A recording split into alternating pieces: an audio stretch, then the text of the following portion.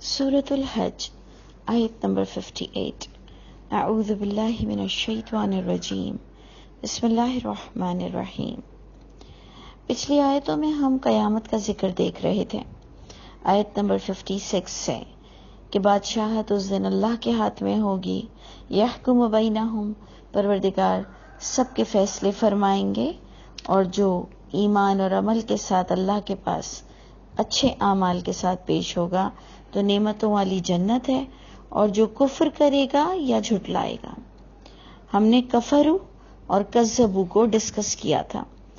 کہ چاہے کفر کرو مانو ہی نہ، اور چاہے مان کر عمل نہ کرو، اور وہ بھی آیتوں کا۔ کفرو و کذبو بھی آیاتینا، یہ بہت امپورٹنٹ ٹاپک ہے۔ تو اللہ نے فرمایا ان کے لیے رسوا کرنے والا، ذلیل کرنے والا عذاب ہوگا۔ اب جب یہ بات ہو رہی تھی اور ہم آیت نمبر 58 پر آ گئے تو دوبارہ پھر سے نیک لوگوں کا ذکر شروع ہوا کہ اللہ کو قیامت کے دن کون سے لوگ ہوں گے جن کو اللہ نعمتوں والے باغ دیں گے، اور کیا چیز ریکوائرڈ ہے اپنے دور کے حساب سے۔ تو اللہ تعالیٰ آگے بتاتے ہیں آیت نمبر 58 میں کہ والذین ہاجروا، وہ لوگ جنہوں نے ہاجروا، ہجرتیں کی، فی سبیل اللہ کی راہ میں، ثم قتلوا، پھر وہ قتل بھی ہو گئے اسی ہجرت میں، یعنی ہجرت کے بعد انہیں جنگ لڑنی پڑی،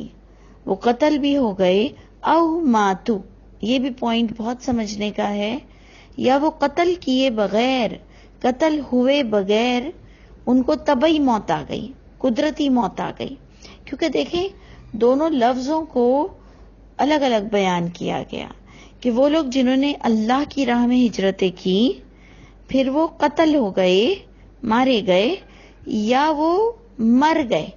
اپنی موت مر گئے۔ لَيَرْزُقَنَّهُمُ اللَّهُ، البتہ رزق دیں گے ان کو اللہ، رزقاً حسنا، بہترین رزق۔ مرنے کے بعد کون سا رزق مل رہا ہے؟ غور کیجئے، جو ہجرت کے بعد قتل ہو جاتا ہے یا اپنی موت مر جاتا ہے، اللہ نے دونوں کے لیے کچھ ریوارڈز نازل کیے، جن کے لفظ کچھ یوں ہیں کہ رزق دیں گے ان کو اللہ رزقاً حسنا۔ تو وہی چیز جو بھی آپ نے پچھلی پڑھی کہ متشابہ آیتیں جس پر لوگوں کو مذاق اڑانا ہو تو وہ مذاق اڑائے گا، اور جو سمجھدار ہوگا وہ بات بہت اچھی طرح سمجھ جائے گا۔ اور چھیڑنے کے لیے لوگ یہ بھی آپ سے کہہ سکتے ہیں کہ مرنے کے بعد کون سا رزق مل رہا ہے۔ تو اگر آپ غور کریں تو جو اللہ کی راہ میں مرتے ہیں ان کے لیے پروردگار نے فرمایا انہیں مردہ مت کہو، وہ اللہ کے نزدیک زندہ ہیں، اللہ کے نزدیک، تمہارے نزدیک تو تم نے انہیں دفنا دیا، وہ تمہاری پاس سے چلے گئے ہیں، لیکن اللہ نے فرمایا انہیں کنسیڈر کرو کہ وہ زندہ ہیں، اور وہ اللہ کے پاس رزق پا رہے ہیں۔ عند ربہم یرزقون، اور رزق میں راشن، آٹا، چاول، دال صرف نہیں ہوتی، رزق کا معنی ہوتا ہے دین، اللہ کی دین جو اللہ عطا فرمائیں گے۔ تو اللہ نے ہمیں یہ 2-3 باتیں کچھ شہادت کی لائف کے بارے میں یہ بتائیں کہ ہر مرنے والا ایکسیڈنشل موت، ہمارے یہاں تو کوئی بھی ایکسیڈنشل موت ہو جائے تو ہم اس کو حادثے کے طور پر وہ مر جائے ہم اس کو شہید کہہ دیتے ہیں، جبکہ اللہ کی کتاب وہ جو ہم شہید کہتے ہیں، قرآن نے اس کو شہادت کا جو رتبہ ہے وہ قرآن سے ہمیں فی سبیل اللہ موت کے لفظوں میں ملتا ہے کہ جو اللہ کی راہ میں مر جائیں۔ ہم نے اسے اردو میں ایک شہید کہا کہ وہ اللہ کی راہ میں انہوں نے گواہی دے دی، اس سینس میں ہم نے ان کو شہید کہا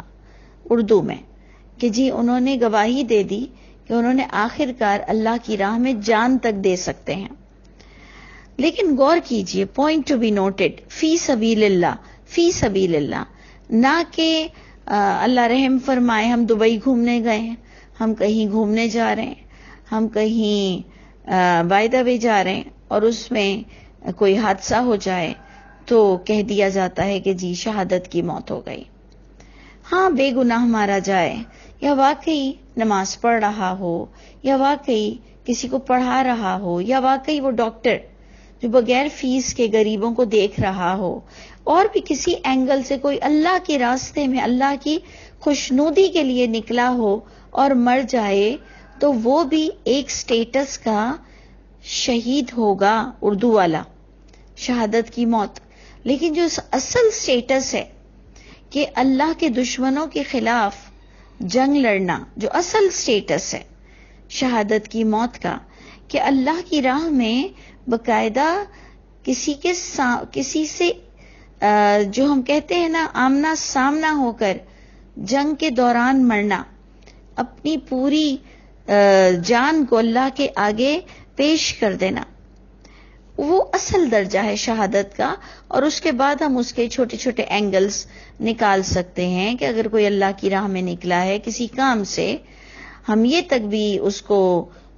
چھوٹے سے چھوٹے رتبے کو لے سکتے ہیں کہ کوئی آذان دینے نکلا ہے، کوئی لوگوں کی بھلائی کے لیے نکلا ہے اور وہ مر جائے، تو ہم کہیں گے کتنی خوبصورت موت ہے، اور شہادت کی موت اس کو پھر کنسیڈر کی جائے گی۔ اب اللہ نے فرمایا، جو ادھر خاص غور کرنے کا مقام ہے کہ ثم قتلوا او ماتوا، دونوں لفظ ادا ہو گئے، پھر وہ مر گئے، پھر وہ قتل ہو گیا یا وہ مر گیا۔ تو اب غور کیجئے کہ یہاں ہاجرو کا بھی ورڈ آیا تھا کہ والذین ہاجرو، جنہوں نے ہجرت کی اور اس کے بعد انہیں موت آ گئی، تو وہ بھی اللہ کی راہ میں مر گئے۔ یعنی ہجرت کرنا اس زمانے میں اتنا مشکل کام تھا، کیونکہ اگر آپ ایمانداری کے ساتھ آپ ویژولائز کریں کہ اگر ایک کا میاں نہیں مانتا، ایک کی بیوی نہیں مانتی، بچے جو کہ ہم سب کی پھر آخرکار جان بن جاتے ہیں، اور طے یہ ہوتا ہے کہ میں مسلمان نہیں ہو رہا، یا میں نے نہیں تمہارے نبی کو ماننا، یا میں تمہارے ساتھ ہجرت نہیں کرنی، تو 2 بچے تم لے لو، 2 بچے تم لے لو۔ اب بچوں کو چھوڑنا، یا وہ کہے میں کوئی بھی بچہ نہیں دوں گا، یا اپنے بزنس کو چھوڑنا، اپنے خوبصورت اور سکون والے گھروں کو چھوڑنا، بہت سی چیزیں، بہت بڑی بات ہوئی تھی اگر آپ غور کریں۔ ہم تو اتنا ایزی سمجھتے ہیں، کتابوں میں جو لکھا ہوا ہوتا ہے ہم اس کو پڑھتے ہیں اور ورق کو، پیجز کو پھرا دیتے ہیں، سمجھتے ہیں کہ جی ہم نے پڑھ لیا، ہم سمجھ گئے۔ سمجھنا نہیں ہے، ویژولائز کرنا ہے کہ یہ کتنی بڑی قربانی انہوں نے دی تھی اس زمانے میں۔ اور پھر میں حیران ہوتی ہوں جب میں وہ آیت پڑھتی ہوں کہ ان الذین آمنوا ولم یہاجروا، جنہوں نے پرفیکٹ ایمان تو لے آئے، ولم یہاجروا، لیکن انہوں نے ہجرت کر کر اگر نہیں دکھائی تو ان کا محمد صلی اللہ علیہ وسلم سے کوئی تعلق نہیں بنے گا، اور جب محمد صلی اللہ علیہ وسلم سے تعلق نہیں تو یقیناً اللہ سے کوئی تعلق ہی نہیں۔ یعنی اللہ نے یہ شرط رکھی تھی اس زمانے میں۔ آج تو آپ دیکھیں کہ ہمیں کہیں ہجرت نہیں کرنی، کہیں بھی کوئی نبی نہیں آیا ہوا، کہیں پر بھی ایسا نہیں ہوا، بلکہ ہم تو خاتم النبیین کا عقیدہ رکھتے ہوئے اس چیز کو سوچتے ہیں کہ جب اس دور میں اتنی مشکلات آئیں اور انہیں جنت اس بہاف پر مل رہی ہے، تو کیا آپ کو اور مجھ کو ایسے ہی مل جائے گی؟ تو پھر ہمیں بھی بہت سی چیزوں سے ہجرت کرنی پڑے گی۔ ہجرت کا معنی ہوتا ہے چھوڑنا، کسی جگہ کو چھوڑنا۔ آج ہمارے لیے ہجرت یہ ہے کہ ہم جو بچپن سے مسلمان ہیں، بائی برتھ مسلمان ہیں، لیکن ہمارے اندر ایسی عادتیں کفر کی پختہ ہیں، ان کو چھوڑنا ہمارے لیے بہت بڑا جہاد ہے۔ اور آج جو اتنی ضعیف حدیثیں اور اتنی اللہ رسول پر جھوٹ جو چل رہا ہے، ان کو چھوڑتے ہوئے، حق کو سامنے رکھتے ہوئے اور باقاعدہ دلیل کے ساتھ اس دنیا میں سر اٹھا کر چلنا کہ میں کسی حدیث کو یا کسی روایت کو ضعیف مانتا ہوں قرآن کی اس آیت کے مطابق، اور اللہ کتاب میں فرماتے ہیں کہ قرآن کے ساتھ جہاد کرو جو بہت بڑا جہاد ہے۔ وجاہدہم بہ جہادا کبیرا، وجاہدہم بہ، جہاد کرو ان سے بھی اس قرآن کے ساتھ جہادن کبیرہ، بہت بڑا جہاد ہے کہ آپ پیورٹی کے ساتھ لوگوں کے آگے قرآن رکھیں اور کہیں کہ دیکھو محمد صلی اللہ علیہ وسلم پر کتنی باتیں جھوٹی ہیں، کیا یہ ان کی محبت کا، کیا اللہ سے محبت کا یہ حق نہیں بنتا کہ آپ اپنی تھوڑی سی زبان استعمال کر لیں؟ کیونکہ یہ ساری چیزیں اللہ تعالی ہم پر دیکھ رہے ہیں. اور آپ آج اب غور کریں اس آیت میں کہ جنہوں نے ہجرت کی پھر وہ قتل ہوئے یا وہ مر گئے. لَيَرْزَقُنَّهُمْ، البتہ اللہ انہیں رزق دیں گے، اپنی بہترین عطا سے انہیں نوازیں گے. رزقاً حسنا، بہترین عطا، بہترین دین. وَإِنَّ اللَّهَ لَهُوَ خَيْرُ الرَّازِقِينَ، اور بے شک اللہ تو البتہ ہیں ہی بہترین دینے والے. رازق کا معنی ہے راشن دینا نہیں، رازق کا معنی ہے کچھ عطا ہونا، اللہ کی دین نصیب ہونا. اور جبکہ شہداء کے لیے، اللہ کی راہ میں مرنے والوں کے لیے تو یہی ورڈ پچھلا بھی یوز ہوا ہے کہ اللہ انہیں رزق دیتے ہیں، عند ربہم، انہیں رزق ملتا ہے. تو اینی وے اللہ تعالی ہم سب کو شہادت کی موت عطا فرمائے، ہم سب کو اللہ کی راہ میں موت آئے. جب موت آنی ہی ہے تو کیوں نہ ہم یہ دعا کریں اور اپنی زبان کو گواہ بنائیں، یا اس حال میں مرے کہ واقعی وہ اللہ کی راہ گنی جائے. اللہ تعالیٰ عافیت کا معاملہ فرمائیے گا اور ہمیں آپ کی راہ میں مرنا نصیب فرمائیے گا. پھر اللہ تعالیٰ فرماتے ہیں کہ انہیں رزقاً حسنا تو ملے گا، لیکن اللہ ان کو داخل کریں گے. لَيُدْخِلَنَّهُمْ مُدْخَلًا، ایسا داخلہ، البتہ وہ اللہ داخل کریں گے ان کو ضرور بضرور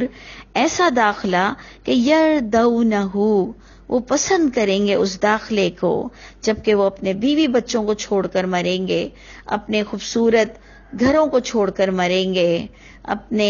شوہر کو چھوڑیں گے. لیکن اللہ فرماتے ہیں انہیں وہاں انٹری دی جائے گی کہ جہاں وہ جانا پسند کریں گے. وَإِنَّ اللَّهَ لَعَلِيمٌ حَلِيمٌ. آپ نے دیکھا کتنا خوبصورت نام آیت کے اختتام پر ہے، جو پوری آیت کو سمجھا دیتا ہے کہ بے شک اللہ تو علم رکھتے ہیں کہ تمہاری سوچ کیا ہے، تمہارا ظرف کیا ہے، تم میں ہمت کتنی ہے اور تم کام کتنے کر رہے ہو، کہ تمہیں کوئی چانس بھی ہو کہ تمہیں اللہ کی راہ میں موت بھی آ جائے. دیکھیں نا، انسان اپنے آپ کو اللہ کے آگے سبمٹ تو کرے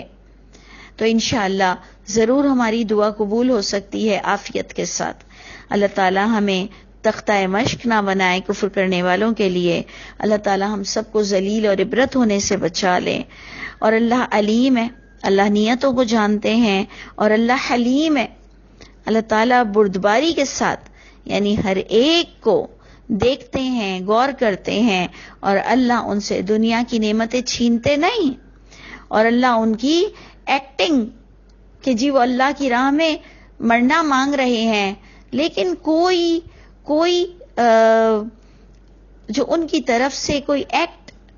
کوئی ان کی طرف سے کوئی گواہی، کوئی شہادت کہیں سے نہیں آ رہی کہ یہ اللہ کی راہ میں مرنا پسند کرتے ہیں، یا اللہ کی راہ میں کام بھی کرتے ہیں، یا کچھ بہادر ہیں، یا حق بولنا جانتے ہوں کم از کم. اور اتنی تو نیت ہو کہ موت تو وقت مقرر پر آئے گی، جو حق بولنا ہے بول دو، مرنا تو مقررہ وقت پر ہی ہے. تو اللہ علیم ہے، اللہ انسان کی نیت جانتے ہیں، اور بڑی بردباری کے ساتھ اللہ ہر ایک کو نواز بھی رہے ہیں. ذالکا، یہ آیت کے بعد ذالکا آ رہا ہے، یہ انجام ہے، یہ اللہ تعالیٰ بتا رہے ہیں ہم کو. اور پھر اس کے ساتھ جو ایک کانٹیکس سے بات چل رہی تھی جہاد کی، اللہ فرماتے ہیں ومن عاقب، جس نے بدلہ لیا. عاقبت ہم اردو میں بھی کہتے ہیں انجام کو.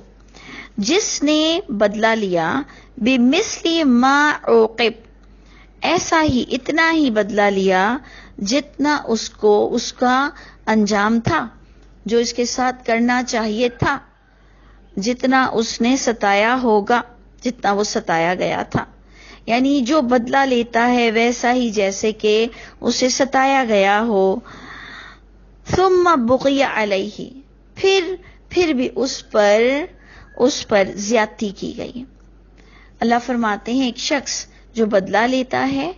جیسے کہ اسے بدلہ لینا چاہیے تھا اور پھر بھی اسے ستایا گیا، تو البتہ اللہ کی مدد اس کے لیے ضرور آئے گی، کیونکہ وہ حدوں کو کراس کرنا نہیں چاہتا تھا، وہ کسی کے ساتھ زیادتی کرنا نہیں چاہتا تھا۔ تو اللہ تعالیٰ فرماتے ہیں کہ پھر اللہ کی مدد اس کے پاس آئے گی، لَيَنْصُرَنَّهُ، البتہ وہ مدد کریں گے اللہ تعالیٰ اس کی ضرور بضرور اللہ۔ ان اللہ لعفو غفور، کیونکہ بے شک اللہ ہی البتہ بخشنے والے، عفو درگزر فرمانے والے، غفور بخشنے والے ہیں۔ ساری بخشش، ساری درگزر،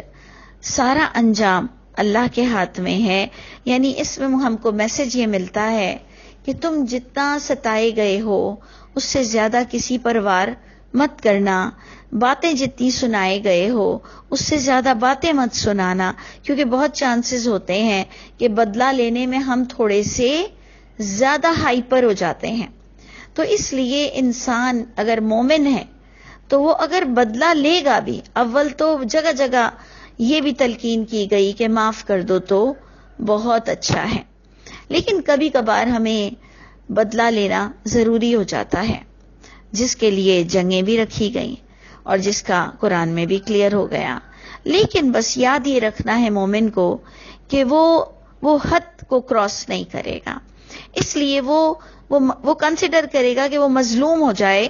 لیکن وہ ظالم نہ ہو، کیونکہ چند گھڑی پہلے جو اللہ اس کی فیور میں ہوں گے، مظلوم ہونے کے تحت، ظالم ہونے کی صورت میں اللہ کا ہاتھ، اللہ کی مدد اس پر سے ہٹ جائے گی۔ تو اس لیے اول تو ہم درگزر کر دیا کریں، لیکن اگر کسی جگہ بدلہ لینا بہت ضروری ہے تو اللہ تعالی ہمیں ہوش و حواس نصیب کرے۔ اور جب پروردگار ہمیں فرما رہے کہ آگے بڑھ کر بدلہ مت لو کہ تم زیادتی کر جاؤ، تو اس کا مطلب ہمارے پاس اس کی رینج اور اس کا اسٹیٹس ضرور ہوتا ہے، ہمیں تھوڑا سا ہوش سے کام لینا چاہیے۔ پھر اللہ تعالیٰ دوبارہ فرماتے ہیں ذالک بأن اللہ، یہ باتیں اللہ اس لیے بتا رہے ہیں، یہ سارا بیان دو طرح کا آپ کو بیان آیا کہ اللہ کی راہ میں مرنے والا ہجرت کر کے یا اللہ کی راہ میں لڑ کر مرنے والا، اللہ اسے بہترین چیزیں عطا فرمائیں گے، اور بدلہ لینے میں جو انتہائی حد نہیں اختیار کرتا اللہ اس کو بھی بخش دیں گے۔ یہ بتاتے ہوئے اللہ فرماتے ہیں کہ تم مجھے جانتے ہو، اللہ اپنا تعارف کراتے ہیں کہ کیا تمہیں ایمان ہے کہ ساری چیزیں اللہ کے ہاتھ میں ہیں، بخشنا اللہ کے ہاتھ میں ہے، بہترین رزق دینا اللہ کے ہاتھ میں ہے، کیا تم یہ جانتے ہو؟ اس کو بیان اب آگے اللہ کر رہے ہیں کہ سنو میرا تعارف کہ میں کون ہوں۔ اللہ فرماتے ہیں بِأَنَّ اللَّهَ، بس سبب یہ کہ اللہ وہ ذات ہے، یولج اللیل فی النہار، وہ اللہ داخل کرتے ہیں رات کو دن میں۔ کیا کوئی غیر اللہ ہے؟ کیا کوئی غیر اللہ ہے؟ چاہے وہ انبیاء کرام میں سے ہو، چاہے کہ وہ